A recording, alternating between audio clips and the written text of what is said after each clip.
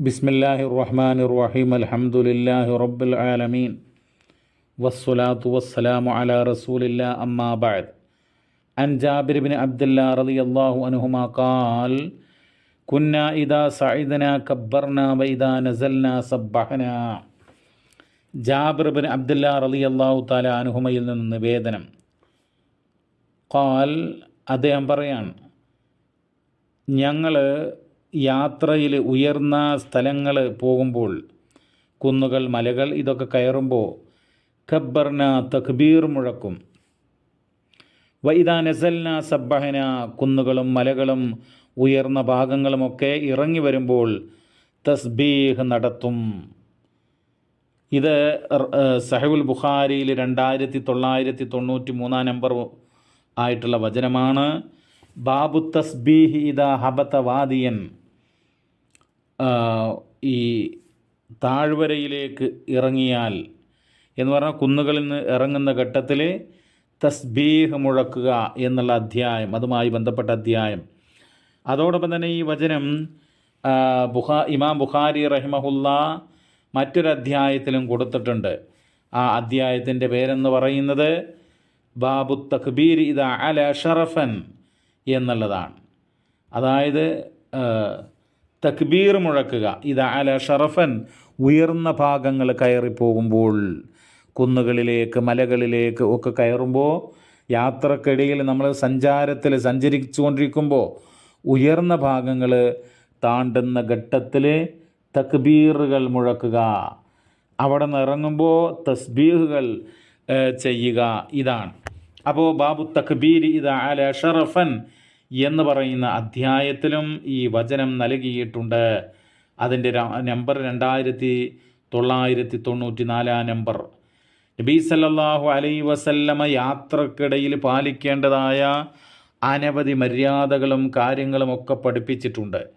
അപ്പോൾ ഈ ഒരു വചനത്തെക്കുറിച്ച് പറയുകയാണ് എങ്കിൽ നമ്മൾ മനസ്സിലാക്കേണ്ടത് തസ്ബീഹ്, അതുപോലെ തക്ബീർ വളരെ പ്രധാനപ്പെട്ടതാണ്.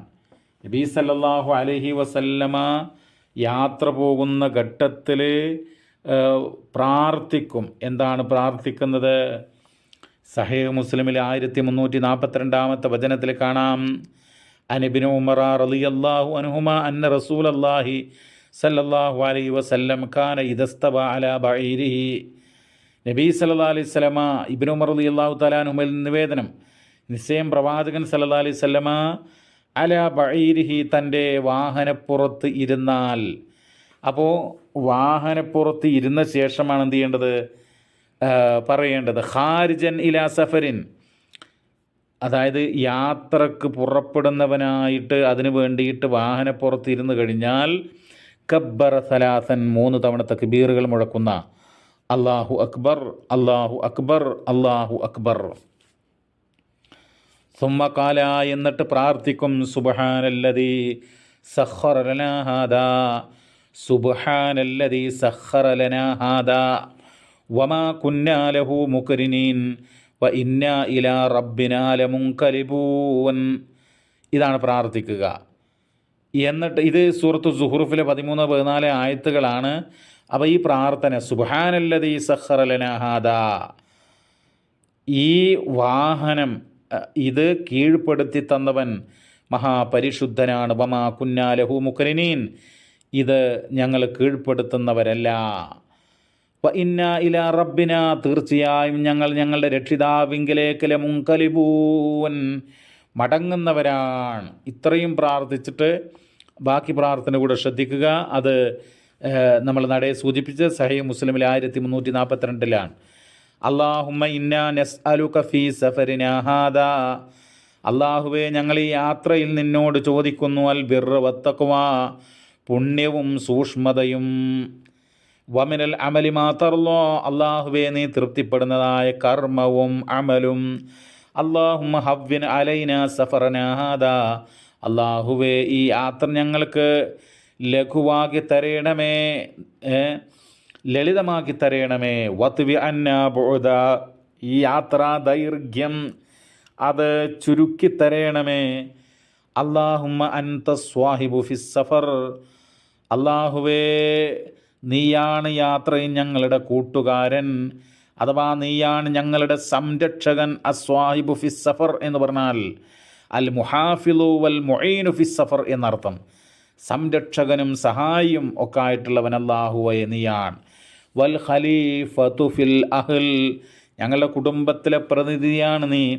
അല്ലാഹുമ്മ ഇന്നി അഊദു ബിക മിൻ വഅസാഇസ് സഫർ, അല്ലാഹുവേ തീർച്ചയായും ഞാൻ നിന്നോട് യാത്രയിലെ ബുദ്ധിമുട്ടിൽ നിന്നും രക്ഷ തേടുന്നു. വഅസാ എന്ന് പറഞ്ഞാൽ മഷക്കത്ത് എന്നർത്ഥം. വലിയ പ്രയാസങ്ങൾ, ബുദ്ധിമുട്ടുകൾ, യാത്രക്ക് ഇടയിൽ ബുദ്ധിമുട്ടുകളുണ്ടാകും. അപ്പോൾ അങ്ങനെയുള്ള ബുദ്ധിമുട്ടുകളിൽ നിന്ന് അള്ളാഹുവിനോട് രക്ഷ തേടുകയാണ്.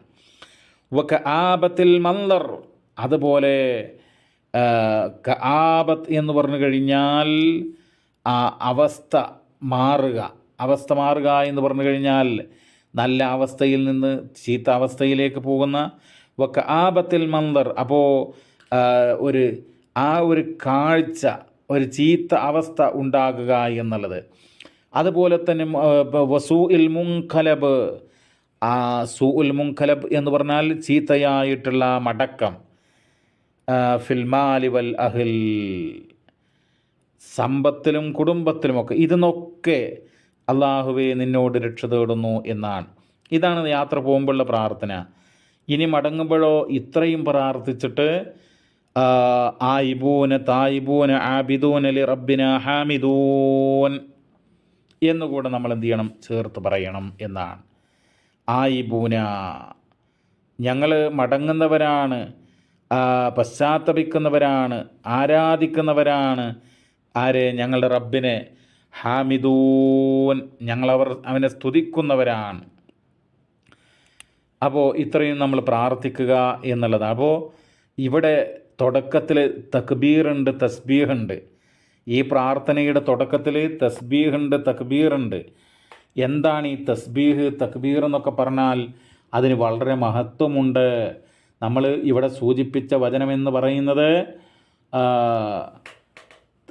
ഉയർന്ന ഭാഗങ്ങൾ കയറുമ്പോൾ അല്ലാഹു അക്ബർ എന്ന്, ഇറങ്ങുമ്പോഴോ തസ്ബീഹ്. അപ്പോൾ ഇതിൻ്റെയൊക്കെ ഒരു മഹത്വം എന്ന് പറയുന്നത് പരിശുദ്ധ ഖുർആൻ തന്നെ അത് രേഖപ്പെടുത്തിയിട്ടുണ്ട്. ഇപ്പോൾ മഹാനായ യൂനുസ് നബി അലൈഹിസ്സലാമയുടെ ചരിത്രം പറയുമ്പോൾ ഫലൗലാ അന്നഹു കാന മിനൽ മുസബ്ബിഹീൻ ലലബിസ ഫീ ബത്നിഹി ഇലാ യൗമി യുബഅസൂൻ. സൂറത്തു സ്വാഫാത്ത് 37-ാം അധ്യായം 143-144 വചനങ്ങളിൽ പറയുകയാണ്, അദ്ദേഹം തസ്ബീഹ് ചെയ്യുന്ന, അള്ളാഹുവിനെ പ്രകീർത്തിക്കുന്ന ആളുകളിൽ പെട്ടവനായിരുന്നില്ല എങ്കിൽ ഖിയാമത്ത് നാൾ വരെ, പുനരുദ്ധാന നാൾ വരെ മത്സ്യത്തിൻ്റെ വയറ്റിൽ തന്നെ താമസിക്കേണ്ടി വരുമായിരുന്നു. അതാണ്. എന്നിട്ട് അപ്പോൾ എന്താണ് അദ്ദേഹത്തിൻ്റെ തസ്ബീഹ്? യൂനുസ് നബി അലൈഹിസ്സലാം മത്സ്യത്തിൻ്റെ വയറ്റിൽ, ആ സമുദ്രത്തിൻ്റെ അന്ധകാരത്തിൽ, രാത്രിയുടെ ഇരുട്ടിൽ, അതുപോലെ തന്നെ മത്സ്യത്തിൻ്റെ വയറ്റിൽ വെച്ച് എന്താണ് പ്രാർത്ഥിച്ചത്? സുബ്ഹാനക ലാ ഇലാഹ ഇല്ലാ അൻത സുബ്ഹാനക ഇന്നി കുന്തു മിനൽ ളാലിമീൻ. 21-ാം അധ്യായം 87 അവിടെ ലാ ഇലാഹ ഇല്ലാ അൻത എന്ന് കണ്ട് സുബ്ഹാനക്ക്, നീ മഹാപരിശുദ്ധനാണ്. അതിനെ എടുത്തു പറയാണ് സൂറത്തു സ്വാഫാത്തിൽ. തസ്ബീഹ് ചെയ്യുന്നവരുടെ കൂട്ടത്തിലായിരുന്നില്ല എങ്കിൽ. അപ്പോൾ നമ്മൾ യാത്ര പോകുമ്പോൾ ഉയർന്ന ഭാഗങ്ങൾ കയറുമ്പോൾ നമ്മൾ എന്ത് ചെയ്യണം? തക്ബീർ മുഴക്കുക, അവിടെ നിറങ്ങുമ്പോൾ തസ്ബീഹ് മുഴക്കുക. അത് വളരെ സുപ്രധാനമാണ്. അള്ളാഹുവിനെ പ്രകീർത്തിക്കുക, അള്ളാഹുവിന് കീർത്തനങ്ങൾ നടത്തുക, അവനെ മഹത്വപ്പെടുത്തുക, പരിശുദ്ധമാക്കുക എന്നുള്ളത് ഇസ്ലാം വലിയ പ്രാധാന്യം കൽപ്പിക്കുന്ന ഒന്നാണ്. മനുഷ്യർ യാത്രയിൽ എല്ലാവിധ തോന്നിയാസങ്ങളടങ്ങിയ, അശ്ലീലങ്ങളടങ്ങിയ പാട്ടുകൾ കേൾക്കുന്ന ആളുകൾ ഒരുപക്ഷെ പ്രാർത്ഥനകൾ വാഹനത്തിൽ കെട്ടിത്തൂക്കിയിട്ടുണ്ടാകും, പക്ഷെ അതൊന്നും പ്രാർത്ഥിക്കാതെ ആ രൂപത്തിൽ പോകുന്നവരുണ്ട്. അപ്പോൾ നമ്മൾ ശ്രദ്ധിക്കുക, ഈ നന്മകൾ, പ്രവാചകൻ്റെ അധ്യാപനങ്ങൾ ഉൾക്കൊള്ളുക. റബ്ബ് അനുഗ്രഹിക്കട്ടെ. സ്വല്ലല്ലാഹു വസല്ലമ അലാ നബീന മുഹമ്മദ് വൽഹംദുലില്ലാഹി റബ്ബിൽ ആലമീൻ.